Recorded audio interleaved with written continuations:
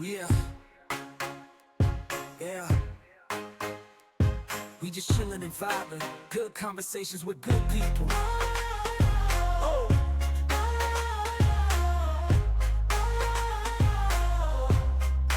good conversations with good people. Yeah,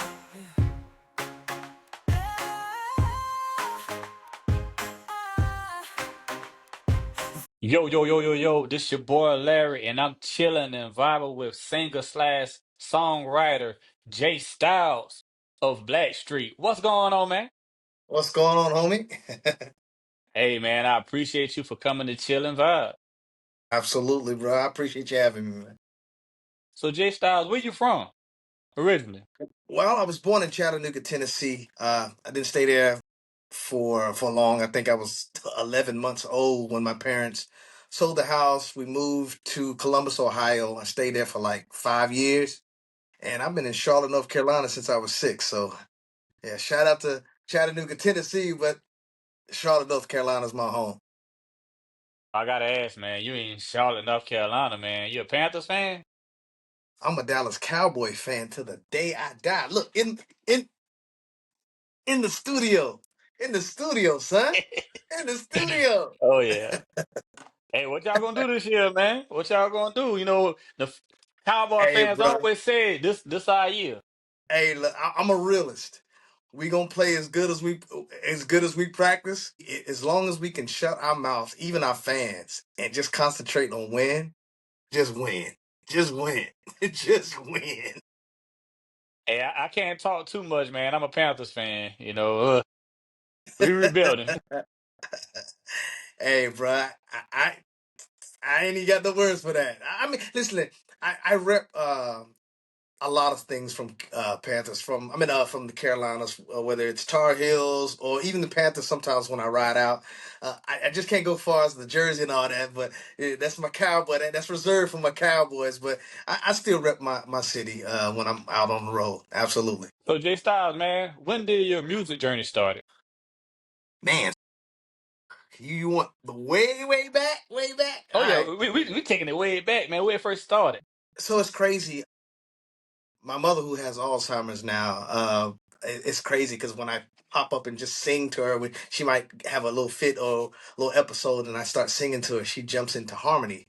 But it's so crazy because she was the basically beginning of it. Her and my dad walking around the house singing all the time.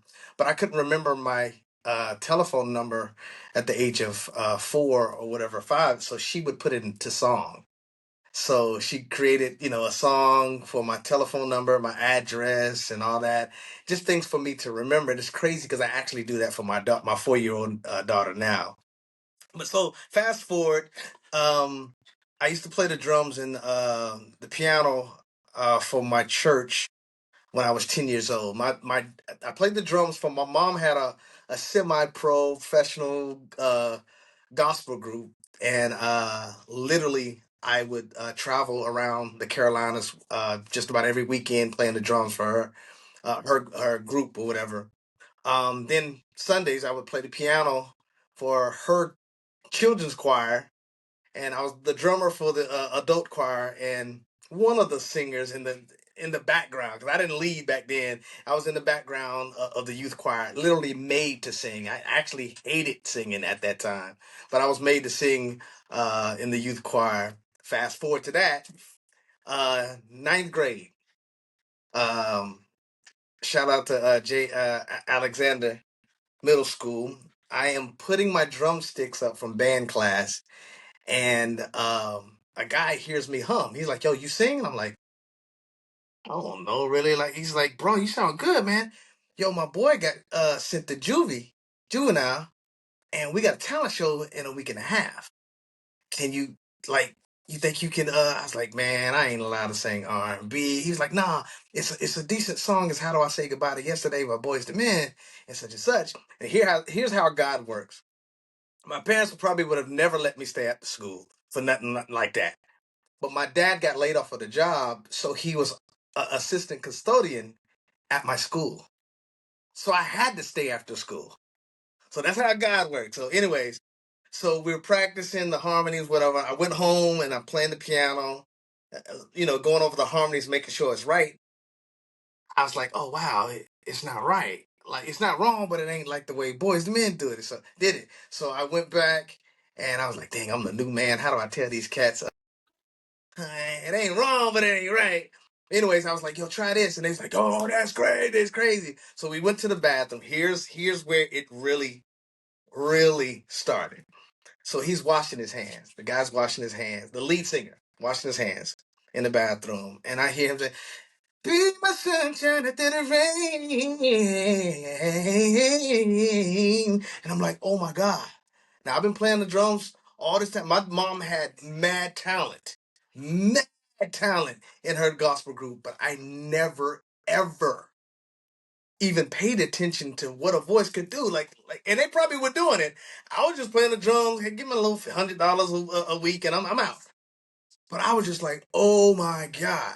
Oh my God. So next thing you know, I literally we came in second place. One of the guys cracked his voice cracked in the talent show, but we came in second place. But that was literally the beginning of everything. I snuck all types of. Remember, I wasn't allowed to listen to R&B, but I snuck every R&B CD. Well, back then a cassette tape. Every artist that you can think of that could sing. And I would walk around the house humming their songs because I wasn't gonna let my parents hear me sing, Crazy. singing those records. But that was the beginning, man. That's the beginning. So like when you really start taking it serious, when were you allowed to like sing R&B? Oh, never, bro. Like literally never until I got at the house. Like I guess I eventually after I graduated from high school. Of course, I was in high school. I had a little group there, but shout out to my best friend Fred Heath, aka Kanan, fame. Um, he had a group that he was singing in, and I he forced me in that group. They didn't really want me in there until they heard me sing, but they already had five guys. It's like, no, man, we ain't a quartet or a choir. But anyways, one of the guys wound up moving, and that's when we kind of took everything serious. But eventually, we graduated. Oh, hold on, here's a story that I'll never talk on any radio. Uh, I think what's the African American history class, high school. I didn't All right, kids. This the bad part of me. I ain't do no work in that class. I just didn't. So it was a major test or a presentation, whatever, and I forgot to do it. So and I was so far behind, I didn't have time to do it. So I called my group. I don't even know how they got out of class, out of school. They left Garinger High School, came all the way to North Meck High School, and we sung Black History record, and I got an A. I don't know how we did it. I don't even know how I got them in the class, in the school, in the class, all of that, but we did it. So anyway, fast forward to that. That's what kind of we wanted. Of course, we were a gospel group, but we used to call ourselves RNG, like the rhythm and gospel. And trust me, there's a playoff of that when I auditioned to be in a different group that wound up really being the next level of my career. But yeah, that was kind of around that time. Speaking of groups, which one you think was the baddest? The Five Heartbeats or the Temptations? I would say the Temptations. And it's crazy though. Like I get picked out and laughed at all the time that because I wasn't allowed to listen to R&B, like some of the old school. I used to audition for different record labels and even singing Teddy would laugh like, bro, how you don't know this artist? How you don't know that person? How you not allowed to listen to it? He said, so you started late. I said, yeah. Yeah, I started late. But yeah, of course, Stevie Wonder was a big influence, the way he sung, but it was mostly a lot of gospel art. How did you and Teddy Riley link up? Shout out to, God rest the dead, Harvey Austin. Okay, so I'm going to try to make this story short. Uh, I was working for, which they call Duke Energy now. It was called Duke Power back then. And I just got a job there. My gospel uh, group's manager, he got me the job there. He was some male. We sorting mail, whatever. But he was like the manager there, and so he got it there. I got the job there and sorting out or whatever, and I get laid off. I didn't get fired. I was just they laid off the last two people that they hired, which is me and a friend of mine. So I'm laid off. I go to a music store called Reliable Music, which is not even around anymore. And I was just like kind of mad, just over the top bad. So I'm playing this keyboard, and why? He's like, man, I thought you had keyboards and yeah, and drums and all the instruments. Yeah, I did, but they were repossessed in no, they're not repossessed. I'm sorry. My brother-in-law's car got repossessed, and my keyboards was in his trunk. And I didn't know back then you can go just collect your items. I just didn't know. So somebody had a great Christmas. So when I got bored or not depressed, but just felt away or whatever, I would go to the music store. So again, I lost the job or whatever. I went to this music store, and I ain't speak to nobody. I ain't want. I was had an attitude. This one guy came in. His name's Tim Murdoch, and I happened to. He looked like he came from the gym. Didn't look like music. No, didn't nothing. And I happened to talk to him. I said, "You do music?" He's like, "Yeah, da da da da." Yeah, I know. Actually, know a guy who know a guy who know Teddy Riley. It's like, oh, really? Wow. Okay. Wow. Wow. Wow. Wow. We exchanged numbers, and I said, I'm in a gospel group. I don't really sing R&B. He's like, well, let me call him. So we had a rehearsal. He called him. We sung, and Harvey Austin. We blew his socks off. He loved us. He's like, but I don't know what to do at gospel. Like at that time, gospel really wasn't. It wasn't the Kirk Franklin slash what it is right now. And he was like, "Well, let me know if y'all want to do some R&B or whatever." Fast forward, I my lease was up at my apartment at that time, and I was just going through some stuff. And I said, "I'm gonna go back to barber college." I went to my parents' house, had the mattress on my head. My dad said, "Some guy named Tim Murdoch called you." Bear in mind, it's like 2, 3 years, maybe 2 years later. Tim Murdoch, Tim Murdoch. Oh, that's the dude at the music store. He's like, yo, Teddy putting a new group together. And I want to know if you want to audition. Nah, man, I don't sing R&B. And I called him back a day or two and I said, I tried. I tried out. So I ain't had no songs to sing. I ain't really know. I wasn't really up on R&B at all. So I wound up singing one of my gospel songs, which was already kind of RNG. So I sung half of it. He stopped me. Hey, mother, what? You it. You it. I'm taking you, Teddy. Man, you it. And he said, but I want you to go to this guy named Steve Mayfield to put a demo together, whatever, because you don't have any records. So you go down there and do these records and let Teddy hear what you have. So we went out there. I had a best friend with me, and Ted was putting the group together.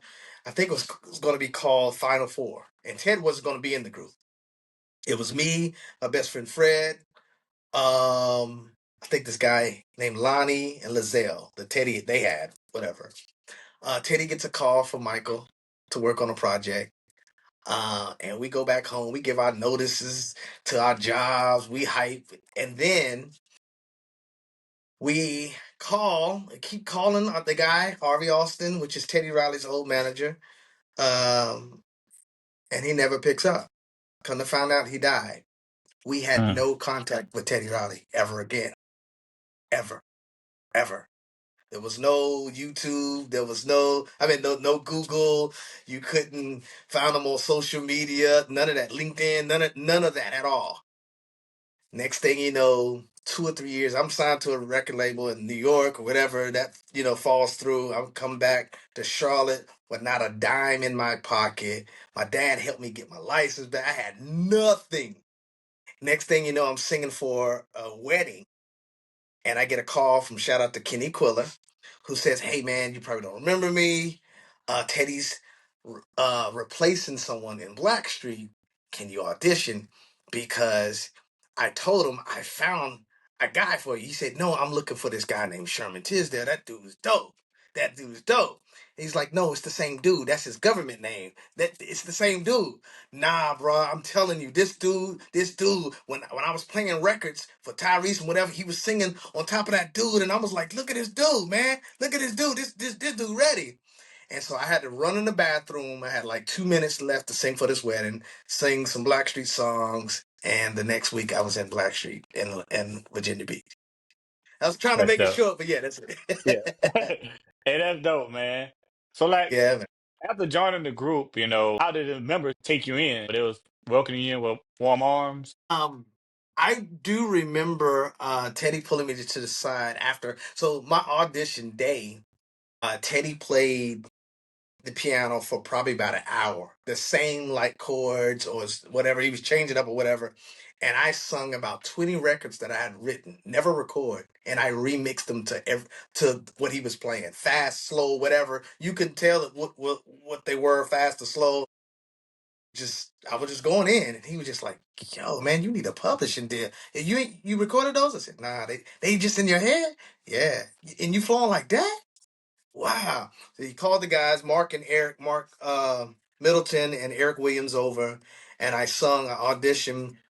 And I remember Teddy, after they left, Teddy pulled me to the side. He said, they were asking, can you really sing? That's why I asked you to sing that other record. Because I was singing a whole bunch of, every time, everything, the choppy staccato singing. And sometimes old school singers would hear that and think, oh, can they sing out there, and it's actually a talent to land on the note and get off of the note or whatever. So, anyways, I sung a Carl Thomas song, and Mark was like, "Okay, okay, you play keys, don't you?" I said, "Yeah, a little bit." He said, "Okay, okay, yeah." So that's yeah. It was a little, like I said, it was a little, and I would have never known that if Ted wouldn't have told me that they felt like that, because the vibe was as if, okay, okay, okay, but that was that professional poker face, I guess, as they call it. Yeah, like when you go to a new school, it's like, you meeting new people, what I'm saying? You the new kid on the block. Right, right. And it was some pressure, man. It was some pressure. I had a whole month to learn the whole entire show and choreography. So the music and the choreography. And I always talk about this question, or talk about this on radio interviews, when they ask me, what do you tell young artists or young musicians or writers, whatever? Like, you can't pray for opportunities and doors to be open, and then when the opportunity comes in your face, you make excuse as if that's not the one because you're not ready, or because mentally you feel like you're not ready, but God wouldn't have given it to you if you weren't ready. So trust me, the pressure was on. I got a month. Oh my God. And I said, you know what, wait a minute. At the age of 21 years old, I was a manager of a men's clothing store, a part-time manager at a jewelry store, and I cut hair on the side, and my daughter lived 45 minutes away. Dude, I can do this. What am I talking about? Clock in. So I literally made a schedule in the morning, learn each song or whatever. In the evening, go over choreography. At night, right after dinner, I'm working on one song with choreography and lyrics at the same time. And I did that for a whole month, to the point when I got with them to rehearse, I was telling, nah, that don't go like that. That's not what y'all showed me in the video. Nah, it's like this. It's like, yo, this okay, okay, okay, okay. At the end of the day, they weren't gonna say I wasn't ready. I wasn't. Hmm. They weren't gonna say I wasn't ready. So be ready, young people, at all costs. Be ready. When God calls you your name, be ready. They say as Be long as you ready. stay ready, you ain't got to get ready. Come on, man. Come on. All day. Since, what I'm saying, joining the group, what's one memory you will remember forever performing? I mean, of course, Teddy Riley. Uh, my very first show in Connecticut.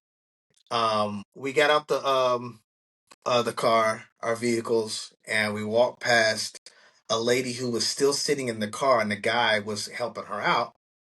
And I didn't know who it was until I walked in. I was like, "Oh my God, that was Whitney Houston! Oh, this is for real, for real." Bear in mind, I ain't done the show yet, so I was like, "Oh wow, this is for real, for real." Bobby jumped on the stage, and his energy was just out the water. And I was like, yeah, I will never. And of course, years later after that, we done 1,000 shows with him, but it's just like, it was like, wow, okay, okay. I know who to be. I know who to be. Just watching him and just watching how, the crowd reacted to him. And this is before the wait. so so he was still moving like the Bobby, we remember. So yeah, definitely Bobby. Shout out to Bobby. Performing in front of thousands of people, man. How do you keep your composure? Well, that's a lot of people out there. So I artists develop artists, young artists, and I always talk about that. I was vocal training a 6 year old one time, and she whispered in her mom, because they did their research and they saw me singing in front of the crowd. She said, "Do I ever get nervous or whatever?" I said, "Well, I don't get nervous anymore. I don't really get butterflies. I get anxious. I'm ready to. It's like I'm ready to attack. Like I'm a boxer and I'm ready to jump in." There's a couple of clips way down in my feed in social media where you'll see me going side to side, or might see me doing push-ups. I love doing push-ups before I jump on stage. But I imagine myself as this person who's like a superhero on stage. And if I don't present myself like that, I become Sherman Tisdale Jr., not J-Stylz. And Sherman Tisdale is shy. He's always in his head. He's overthinking. I'm about to mess up. They ain't gonna like this note. I'm about to forget some words. But J-Stylz, I know who I am. They came to see me. So, and I Yeah. always lead with that with artists. Artists develop is basically going out there with the confidence as if they're supposed to love you. So yeah. I I saw you wrote songs, man. You're a right songwriter too, man. You wrote songs for Keith Sweat, Slim from 112. Like Yeah, that's dope. yeah, man, and it's crazy because I talk about that with young songwriters. I'm working on a country album with a country artist right now, and I have an artist that's actually, I mean, a writer who's trying to write for us. Where I brought her in, and she was having a little trouble at first, and she's actually really dope writer, and I was like, well, I don't. She wouldn't sing that like that. Well, you don't think so? How do you? I said, well, no. Listen. So when I write for artists, I'm going to sing it in their vibe. Why would I give Keith Sweat something that Teddy would do? Why would I write um why would I write Taylor Swift something that Brandy would do? Like it's like those are two different artists. So in so many words, even when you demo them, you should demo them as if, oh baby, I ain't trying to be a that's Keith all day. You know what I'm saying? At the end of the day, it should feel. If I'm gonna do a John Legend, I ain't gonna be like that. It needs to feel like that artist. You know what I'm saying? So they can say, "Oh yeah, that's me. That's me all day." It's the Yeah. same thing when a person goes in a department store or a clothing store and they see the mannequin. They're like, "Yo, yeah, that's me all day." That it has to fit vocally. The Mhm. song has to fit the artist as well. So yeah. I saw you met Flavor Flav, man. I was watching your Instagram. Flavor Uh, Flav. Yeah, that's the homie, man. That is the homie, man. Man, and it's crazy because that's when I tell you, there's still some artists out there that are old school that have an ego that is just like, come on, bruh. And one thing I will say about him, like like you think he's just a regular person with nothing, no status at all. Like he's so cool. Like when I tell you so cool, so cool, so cool. And Yeah, that's man. dope to hear, man. Because some people once they get that fame, they change. But for I'm somebody to telling you, like, remain and humble, I'm telling you, like, it's a lot out there. It's a lot of them out there, and some of them are secret with it until you really get to know them. And it's like, dude, bro, or girl, like, and it's crazy because I don't. I actually deal with a lot of, or I've dealt with a lot more egos on the male side than the female side. And I know it could be some on the female side. I do know one of them, but I would say the percentage on my experience, my percentage is on the male side, the devos. so I got to talk about this, man. Old school R&B versus new school R&B. It's a big difference. Like back in the day, old school, I feel like they were singing to the ladies, man. Uh, Here's the thing. I think there's a pros and cons in the new school and the old school. It's crazy because I address this all the time. But I got a lot of older artists. I got a lot of young artists that I work with, and I used to have. I remember when T-Pain came out. I had a lot of phone calls and about the auto tune and da, da, da. I was like, bro, it's still a dope song. What are we talking about? I said at the end of the day, way back in the day, they was talking about rap. When rap first came out, what is this, man? This ain't music.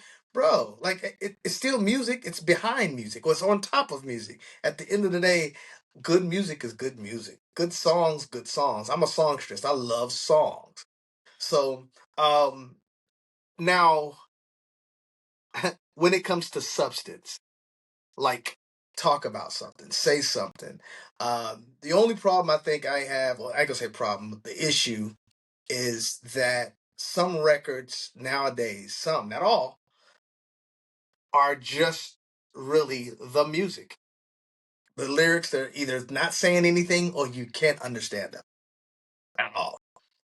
When I vocal train of artists, I always make sure I please let me understand, especially if you wrote this record, let me understand. Don't you want me to understand this? Don't you want me to feel it? But here's the thing, uh, me and Teddy talked about a long time ago. The reason why music is the way it is right now because there's no artist development. That went out the door a long time ago. You know, cats you see rap artists and some even singers, they have no clue on what to do on stage. Just putting your mic there and just walk side to side. That is so professionally whack. Like so whack. It's like, man, come on, man. You owe it to your fans to like, man, put on a show. If Yo. that's the case, come down here with me and just watch. Let's just watch your video then. If that's the case. So I mean that I will say the music industry. Here's the pros and cons with that. Back in the day, if you knew somebody, you could get on, or you could literally stand back. Shoot, Temptation days, you could stand outside of a record company and just start singing, and you might get on. So that was a pro back then. Now the cons about that now is you can stand up there in front of some important people, and they still might say, let me see your followers. What have you Yep. done? I gotta see this potential, but let me see your personal life. Oh, you got 10 kids, your baby, 18 baby dads ready to kill you. Okay, now we now. Oh, you got some cases on you, or you done robbed the bank. So it's now like a whole bunch of stuff now. But here's the pros about the new generation of music. Social media promotion is free. Promoing, Yeah. just posting, and you can TikTok, and all of a sudden now you went viral. There was no such thing as going viral back then. So you know what I'm saying? There's pros and cons, and if you're an older artist that still love real substance and still want to really, really sing, and now you're forced to like you gotta do that, or you're not gonna win. You're not going to win. So, but here's the thing that with that being said, you don't have to go knock on somebody's door and stand outside the record label and sing. Now you can meet somebody who's a millionaire who wants to invest in you in Russia because you just sung and you sent them a record or you did a record for Yeah. their company. Just shout out to Post Vaga. You did a record for their company. Yeah, man. I gotta check that record out, man. That you had did for Post. Oh yeah. She's got me drinking. That's what's up. Yeah, I'm gonna have to check that one out. I'm gonna have to pull a shout out too. Absolutely, man. Absolutely. Oh, I get your address and I get my guy to send you something. Appreciate you, man. Shot. And then we'll take a shot Yeah. together. Oh yeah. But it also, man, today it don't got no R&B groups. Not new. Not that I know of. Yeah, you're right. You're right. And it's crazy because um I was in the works of putting a girls group together, and either personalized and it sounded like they were gelling together. They all were like model looking girls as well. Shout out to all three of them. But they just couldn't we couldn't put it together. Like we didn't even have one rehearsal. We had a get together, and I got them to harmonize, and it's just I think it's just it's so much that comes with groups because now you have to correspond with their life. You know what I'm Yeah, saying? You gotta everything has to mesh, not just if they got kids, you gotta mesh with that. If they got a boyfriend, you gotta mesh with that. And then on the guy's side, you got egos. You know what I'm saying? yeah. Everybody want to be the lead singer. Right, right, dude. It's like, man, if you're just the kicker on the football team, dude, hold that position down and get your paper. Or sit on Yeah. the bench. It don't matter. Get your paper. When I first got in Blackstreet, I think I had two lead lines. That was it. You think I complain? You think I complain? Now, shoot, if you go look at some, if you right before the pandemic, if you look at some footages before the pandemic, you'll see how much lead I had then. Basically, almost the whole show. At the end of the day, hold yours, man. Hold yours, and just wait till your time, your moment, and rock out and get your paper. But that's Yeah. why these groups, like when you ask, are there any groups? Why there are not any groups? That's why, bro. That's why. It's this egos, and it's just yeah. One of your songs, man, is stuck in my head. Single Woman Syndrome. Oh wow! Shout out to Benita Davis. She actually wrote that. I think I wrote like 5% of that. Yeah, she had already wrote it on the way down. She was living in Raleigh, and one of my writer friends, and we were just going to do some writing. She said, "I got this dope record." I demoed the record, and we were gonna place it, give it to Neo. And my peoples heard it. My shout out to my oldest daughter, Kayla Simone. She heard it. She said, "Dad, I like that. I really like that. I think you should do it." I was like, at my management at the time was like, "Yo, man, let's put it out." Sony Red wants to do a collaboration with me, anyways. Let's let them push that record. And so I went in and tried to re-sing it as a, and I couldn't. So what you guys hear is actually the demo. Oh wow. Yeah, I couldn't. The vibe wasn't coming out right. I was like, man, I did the ad libs that day, but I kept the song exactly the way it was when I Okay, demoed yeah. it. Hey man, you never stop working though, man. You in the studio right now. Even when Oh you yeah, man. traveling, even when you traveling, I see you got the laptop with the headphones on. Oh come on, man. There's no days off. Listen, I'll be in church. Watch this, and I always tell writers and producers, and artists, there's no days off. There should be not one day in your life that you're not doing something musically. Watch this. I'll be in church and we'll be praying. My wife will see me pull out my phone. She said, "Babe, what are you doing?" Well, now she doesn't do. She knows. Hey, man, he just said something. I'm gonna add this to a gospel song. All right, okay, God, let's go back. We'll be in the movie theater. Boom, saying something. Sometimes I'll get caught while we're having a nice, great, not battle, but a discussion. Me and my wife. And next thing you know, I'm zoning off, and she's like, "You're writing, aren't you?" Yeah. So, yeah, there's no days off, man. There's no days off. So if somebody wanted to, like book a studio session or, you know, listen to your music, how could they do that? Man, DM me, send me a message at JSTYLZ Music. Um, I work with just about anybody from as long as you're serious, and I take payments before we book. We don't do that cancellations stuff. I know if you pay your money, you're gonna come in and book and follow through with your booking. But like I said, I start from 6 years old on up for vocal training, even from some artist development. Of course, the 6 years old aren't as long as the olders, but yeah. So just reach out to me on there, and if I see you serious, once I send you the prices, then you get my business number and we rock out. You also got an artist you working with, man. How did you meet him? You talk about the kid, Jake Yeah. Gallen. Ah, so shout out to Angela, Cat X and Angela. Anyways, they called me. It was on my family day. Me and my wife were having like a family day, and we were headed out, and she's like, "Man, could you come down here? They had this industry thing, some talent showcase or whatever. I think $10,000 was the prize downtown Charlotte." And it was like, "We just come out. I told them that you could possibly be here for the red carpet and do an interview." I was like, "Are you serious?" I said, You want me to come down there within an hour? I said, "Hey, good thing I'm dressed." So we went down there, and she said, "I know you got to go, but after this interview, can you just meet this kid?" And so she introduced me to the kid, and like I think a year and a half to 2 years later, we did the record. And I wrote that record probably like 5 years ago.